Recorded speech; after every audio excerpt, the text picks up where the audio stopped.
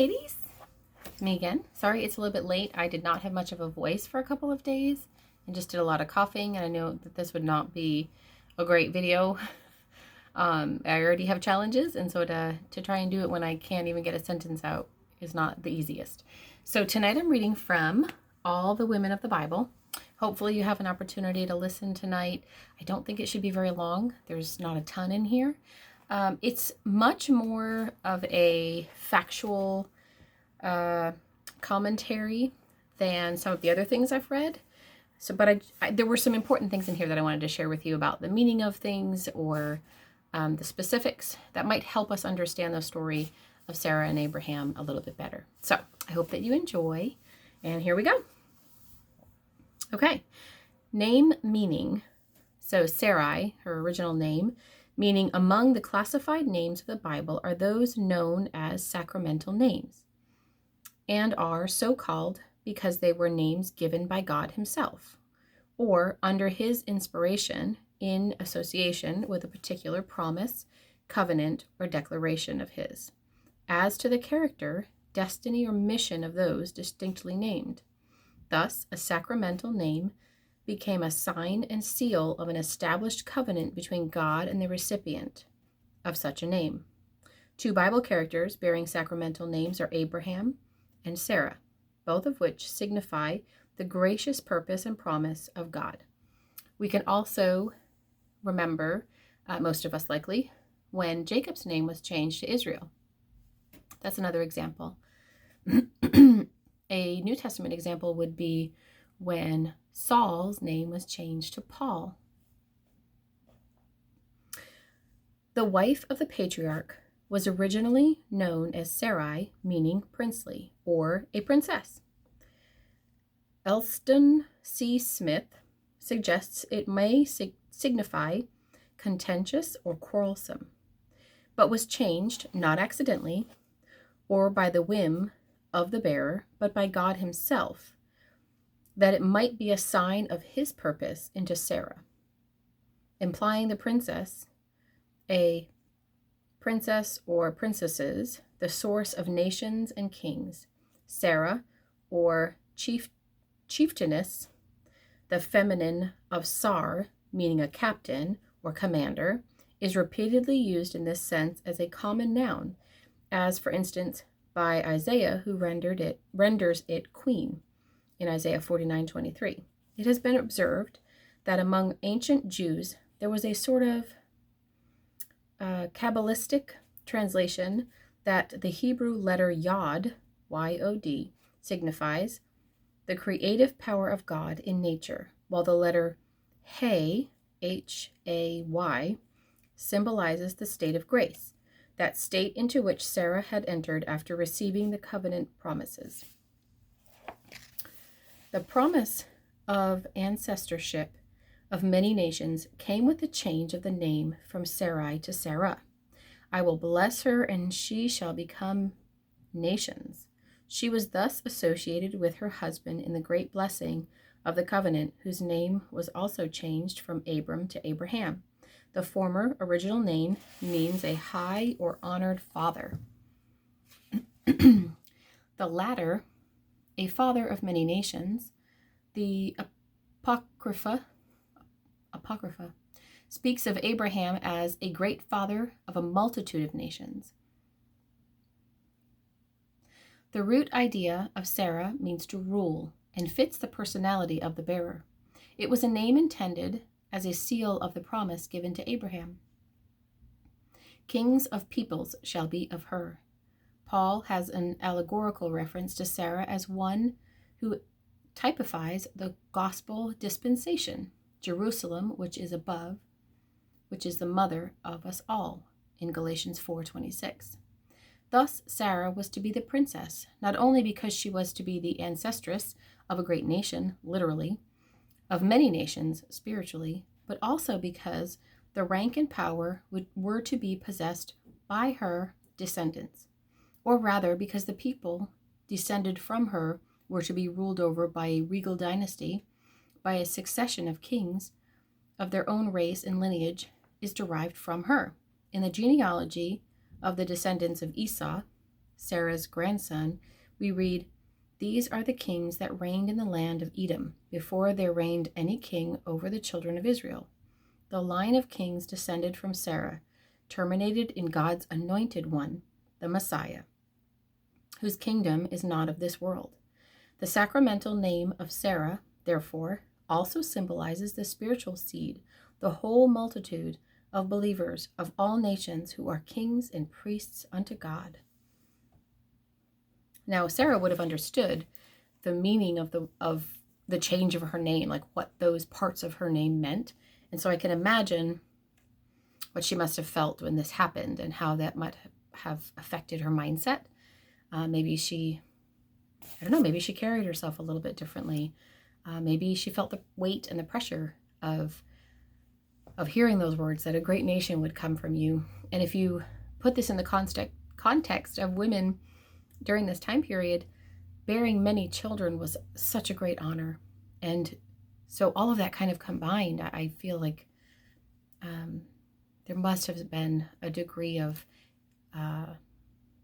excitement, anxiety, the weight of all that on her shoulders. So I thought that was an interesting concept. Okay, the next section that we come to is called Family Connections. Sarah came from Ur of the Chaldees, Babylonia, and her former name Sarai, princely, identifies her as coming from an honored family. She was the daughter of Terah and was therefore half-sister to Abram, he was still Abram at this point. Her senior by 10 years. So Abram was 10 years older than Sarah. That was found in Genesis 17:17, whom she married in the Ur of the Chaldees. While Abram and Sarai had the same father, they had different mothers. Genesis 20:12. Marriages between near relatives were countenanced in those days and were sometimes common for religious reasons. Genesis 24:3, 4, 28, 1 and 2. But not marriages between those actually by the same mother. Sarai was well past middle life and childless when with Abram she left her own country and with him went out not knowing whither they went. Genesis 11:29 and 30. There are various ways of looking at this remarkable woman who, through a long span of life, was the faithful wife of a prophet known as the friend of God. The next section is called Her Uniqueness. Strange though it may sound and seem, the first Jew was a Gentile. How cool is that? For Abraham, who came from beyond the Euphrates, was the first man to be called a Hebrew. Abram the Hebrew, Genesis 14:13. The word Hebrew itself means the immigrant, and was no doubt the usual designation among the Canaanites. I thought that was really interesting. As his wife, Sarah, was the first Hebrewess, the joint fountainhead of the great Jewish race. Genesis 11:29 through 31 and Isaiah 51:2. Abraham has been fitly called the fountainhead of the Hebrew hero life, and Sarah is the heroine of such life. She remains the first, unquestionably historical woman of the Hebrews, and their first mother. She is, therefore, one of the most important female figures in the world's history, as the natural source of the Jewish people, through whom the nations of the earth were to be blessed. Only 2 women are named in the illustrious roll of those conspicuous for their faith. Sarah is the first and Rahab the second. Hebrews 11:11, 31. Both of whom lived by faith and died in faith. Hebrews 11:13. Sarah, or Sarah, without the H, have always been popular female names, both among Jews and Gentiles. This next section is called Her Beauty. The testimony of the Bible is that Sarah was unusually beautiful. Genesis 12:11 and 14. Hebrew folklore has kept alive stories of her remarkable beauty and ranks her next to the most perfect woman the world has known, Eve, the mother of all living. We're familiar with her, right? Sarah seems to have had beauty that grew more attractive with the passing years. Of the things that are unfavorable to the preservation of beauty, the Orientals count travel as one that is most baneful, even fatal to it, says Gustave Gautier. Yet, when Sarah arrived after a long journey through dusty desert and under a scorching sun at the frontier of Egypt, she was more beautiful than ever. And this explains the curious speech of Abraham to his wife at that juncture. "Now I know that thou art a woman beautiful to look at." Did he not know that before? Not so convincingly, explains the rabbi, as after he had seen that even travel had left no touch on her countenance. Isaiah says that beauty is a fading flower, 28:1. That's Isaiah 28:1. And a song of old has the stanza, "Beauty is but skin deep and ugly to the bone. Beauty soon fades away, but ugly holds its own." But with Sarah, it was different, for even when she was 90 years of age, she was so lovely that Abraham feared that kings would fall in love with her bewitching beauty, which Pharaoh and Abimelech did, as our next glimpse of her proves. As one of the most beautiful women who ever lived, we can imagine that wherever she journeyed, the admiring eyes of all were cast upon her. Grave is all beauty, and Sarah's renowned loveliness certainly brought its trouble. This section is called Her Peril. When famine drove Abraham and Sarah into the land of Egypt, and they felt that hostile kings might take them prisoners, Abraham came up with the abject base proposal that if taken prisoners, then his wife should represent herself as his sister. Fear of death unmanned him and led him to risk the dishonor of his wife and thereby save his own neck. She dearly loved her husband, and his life was too precious to make her think of the shame she might incur. Sarah was utterly wrong in yielding to her husband's plot. How nobler she would have been had she stoutly refused Abraham, saying, "How can I do this great wickedness and sin against God?" But she called her husband Lord, and evidently he was Lord of her conscience. Now remember, this is commentary. This isn't, scripture. So this is adding intent and thought and a perception. I don't necessarily think going up against her husband would have been the more noble thing. I don't know. I think both of them lacked a trust in God. But anyway, Abraham felt that if Oriental authorities knew that Sarah and he were married, they would slay him and add the lovely woman to their harem. Married to a conspicuous beauty caused Abraham to be afraid, and he resorted to a falsehood to save his life. If taken, Sarah was not to say that she was his wife, but his sister. This pretense was not an outright lie, but a half-truth, seeing that she was his half-sister. They were children of the same father, but not the same mother. It seemed hard to believe that such a good man could deliver his lovely wife over to a heathen monarch, but he did, and Sarah entered Pharaoh's harem.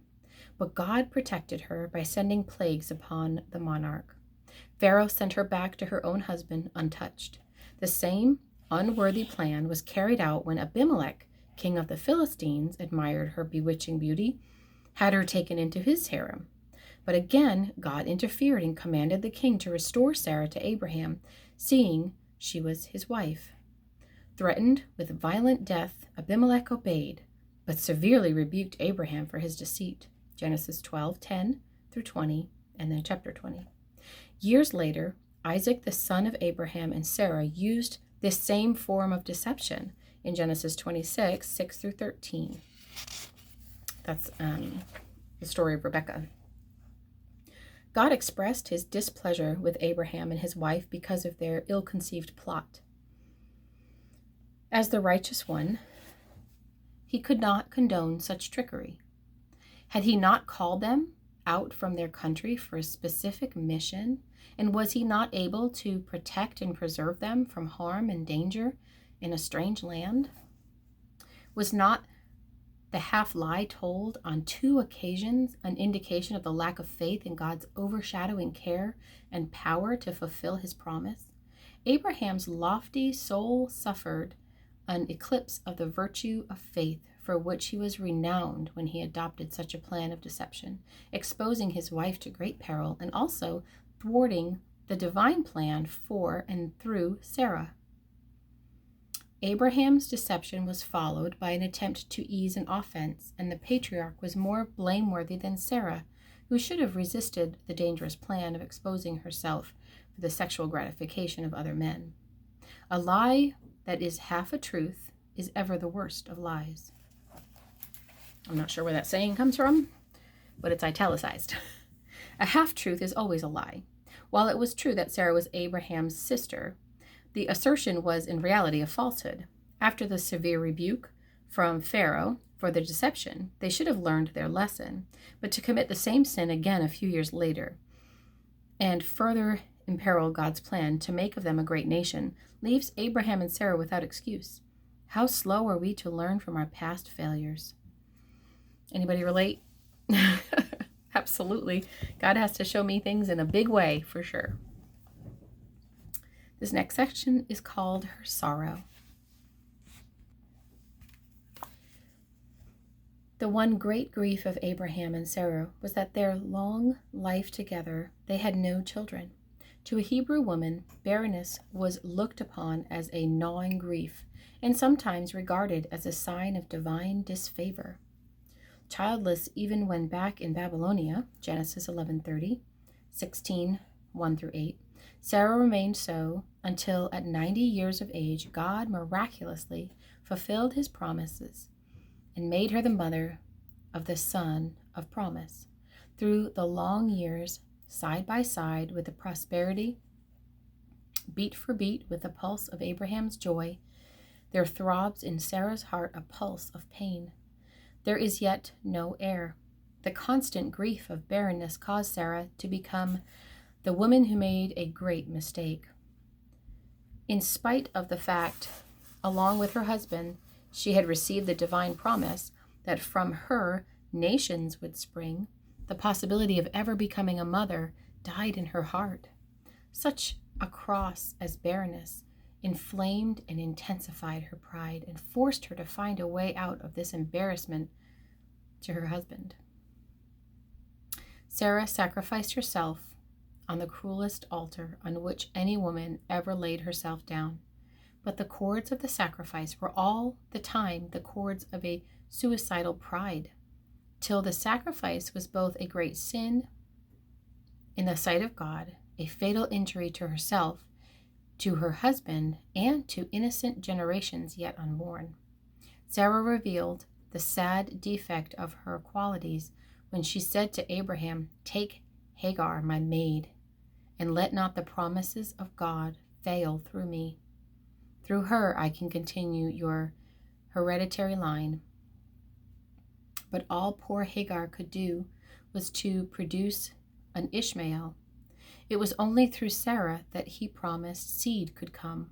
Although it might have been a custom of the time for a man with a barren wife to take a concubine in order that he might have an heir, Abraham, as a God-fearing man, should have stoutly refused to go along with the unworthy scheme, which in the end produced jealousy and tragedy.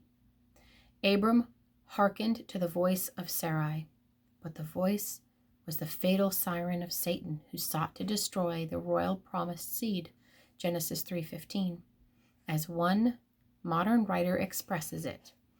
Little did Sarai think, when she persuaded Abram to take Hagar, that she was originating a rivalry which has run in the keenest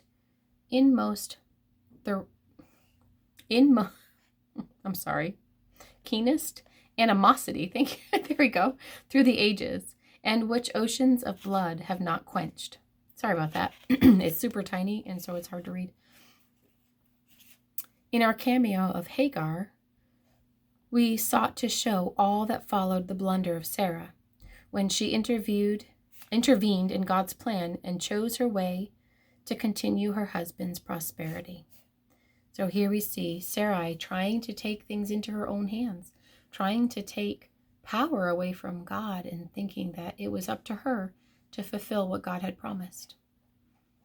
Guilty. Okay, this next section is called Her Joy. In his forgiving love and mercy, God appeared to Abraham when he was 99 years old and assured him that his long barren wife, although now 90 years old, would conceive. To confirm his promise, God changed the name of Abram to Abraham and of Sarai to Sarah, Genesis 17:18. At such a revelation of God's purpose, Abraham fell upon his face and laughed, although he marveled at their performance of the naturally impossible. Abraham yet believed, and his laughter was the joy of a man of faith. Laughter is sometimes mad, Ecclesiastes 2:2, but that of Abraham was highly rational. He rejoiced in the thought that Isaac should be born, and perhaps at that time he had a vision of the Messiah Jesus. Said, "Your father Abraham rejoiced to see my day," John 8:56. As for Sarah, what was her reaction when she overheard the Lord say to her husband, "Sarah, thy wife, shall have a son"? The record says Sarah laughed within herself, but hers was the laugh of doubt. Yet when her son was born, he was named Isaac, which means laughter, a memorial of her sin, Genesis 18:13, and of her husband's joy, 17:17. Sarah's joy knew no bounds. God hath made me to laugh, Genesis 21:6 and 24:36. She had laughter before, but God was not the author of her laugh of doubt. The joy of Sarah in the birth of Isaac reminds us of the great joy proclaimed by the angels who made known to the shepherds the birth of Christ, who came of the line of Isaac, in Luke 2:10, Romans 4:18-21. Paul reminds us that it was by faith that Sarah conceived beyond nature, Hebrews 11:11. It was not only in itself a miracle wrought by faith, but also in earnest of something far greater, even the incarnation of Jesus Christ. Okay, I think we're going to wrap it up soon here. Just a little bit more. This next section is called Her Longevity. Sarah is the only woman whose specific age is stated in Scripture. A girl's approximate age is given us in the Gospels. The only daughter of Jairus, whom Jesus raised from the dead, was about 12 years of age, Luke 8:42. Sarah called herself old when she was 87, Genesis 18:12, but she was 127 years of age when she died. Abraham had reached the patriarchal age of 175 when God called him home. Godliness has always been favorable to longevity. The good old age, Genesis 15:15, was a signal proof of the faithfulness of the Lord. When the Countess of Huntingdon came to die, she said, "My work is done, and I have nothing to do but to go to my father." Surely the same contentment was experienced both by Sarah and Abraham, who were not satisfied with life, but satisfied with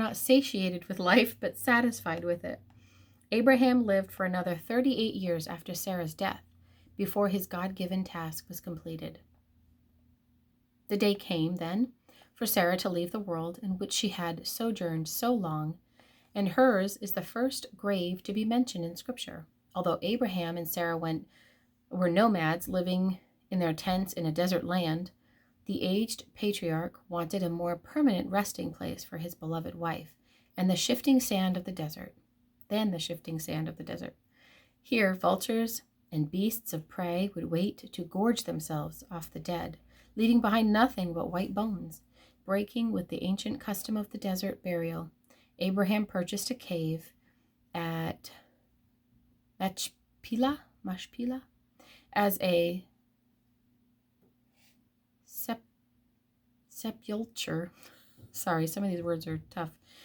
For his dear Sarah. And when Abraham himself came to die, his sons buried him beside her. Thus in death, symbolically, they were unseparated, as they had been through their long and eventful life together. when Cornelia, the mother of Caius and Tiberius, whom she called her jewels, died, on her monument was inscribed, Cornelia, the mother of Gracchi. Had a monument been erected for the noble woman we have been considering, the simple inscription in an enduring marble would have been sufficient. Here lies Sarah, the devoted wife of Abraham and mother of Isaac. There is a legend that Sarah died of a broken heart as she learned of God's command to Abraham to offer their son Isaac as a sacrifice on Mount Moriah. The sword pierced her heart, as it did Mary's when she witnessed the slaying of her illustrious son at Calvary. When Sarah saw her husband and son leaving the tent, taking with them wood and a large knife, she became terrified with shock and died. When Abraham and Isaac returned, Isaac brought back from the dead, as it were, it was only to mourn and weep for Sarah. Had she lived, she might have received her dead son back from the hand of God, and heard from her husband how his hand had been restrained by the angel. Lay not thine hand upon the lad, neither do thou anything unto him, for now I know that thou fearest God, seeing thou hast not withheld thy son, thine only son, from me. But in the legend, it goes on to tell us, eye and ear of the devoted wife and mother were closed to earthly things, and her heart stilled forever beyond the reach of the terrors to which human flesh, and especially mothers' hearts, are heirs. Her example. When Paul came to emphasize that law and grace cannot exist together, Galatians 4:19 through 31, and uses the two sons of Abraham to illustrate the contrast, he mentions Hagar by name, but not Sarah. The apostle called her the free woman and mother of us all. In Hebrew, however, which we believe to be Pauline, the apostle mentioned Sarah as being one of the cloud of faithful witnesses, Hebrews 11:11 and 12. The reason she received strength to bear Isaac when she was so old was because she came to believe in the faithfulness of God. If Abraham is the father of all them that believe, Romans 4:11 and Galatians 3:7, surely Sarah is their mother. Sarah speaks of that which is in faith and by promise and is free, and therefore is carried on in those who live on God's promises by faith in Christ, and have that perfect freedom which is alone found in his service, and thus belonging to the heavenly Jerusalem. Then Peter takes his brush and adds another touch to the portrait of Sarah in 1 Peter 3:5 through 7, where she is especially distinguished for obedience to her husband, becoming thereby a model of wives in subjection to their husbands. Beautiful, strong-willed, and determined, Sarah, although on 2 occasions she lost her temper, never disobeyed her husband. From the moment she left Ur of the Chaldees with her husband, she became the obedient wife. Martin Luther once declared that if he wanted an obedient wife, he would have to carve her out of marble. But Peter, exhorting wives to obedience, holds up Sarah as their model. She called Abraham my Lord, Genesis 18:12. Still, her declaration of her husband's lordship suggested incredulity rather than obedience of faith. Yet Peter was right, because all through her wanderings in desert places and her occasional waywardness, there ran the golden thread of a beautiful and loving submission to her husband's interests, and in this respect is a pattern for holy women to copy. Sarah and Abraham were 2 lives fused into one, with Sarah conspicuous in sacrificial submission. How apropos are the lines of Longfellow as we think of her. As unto the bow the cord is, so unto the man is the woman. Though she bends him, she obeys him. Though she draws him, yet she follows, unless each without the other. Useless, each without the other. With peculiar force, Peter described Christian wives who manifest conjugal obedience as daughters of Sarah, as long as they do well and are unafraid, 1 Peter 3:6. By her faith and obedience, a Sarai became a princess among women, and she teaches us the lesson that if man proposes, God disposes. It was only after much suffering and sorrow that grace was hers to look up into the face of God and say, "Thy will, not mine, be done." Applying the life of Sarah with Abraham, Mary Hallett draws attention to Sarah's weakness of jealousy and selfishness as being akin to ourselves, but by sharp contrast, her fine qualities point to us an ideal of perfection. Her remarkable physical beauty may be regarded as indicative of inner grace.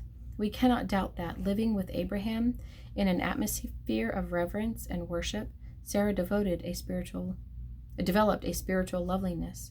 Perhaps this can serve as a suggestion to girls of a modern day to take time for communion with God, for only in quiet, only as we listen can we hear his unmistakable voice. So, that's a little bit about Sarah, her joy, her mistakes, her sorrow, her example. I hope that you had time to read this week from Genesis. I believe it was chapters 11 through 22. So I know it was a lengthy reading. I chose to listen to it on my Bible app, and I really enjoyed that. And I have some thoughts to share tomorrow or on Sunday in class. And I look forward to seeing everybody. If you have comments, go ahead and leave them down below, or you can send them to me directly. Let me know if you liked this video. This book is, like I said, a little different than the others. It's a little bit more like just give me the facts and then some quotes that are sometimes a little bit, or poems, a little hard to read. But I think it's insightful. I definitely never ever thought of the very first Hebrew, and I thought that was really kind of cool. And a few other things. So I'll be sharing those tomorrow, Sunday in class.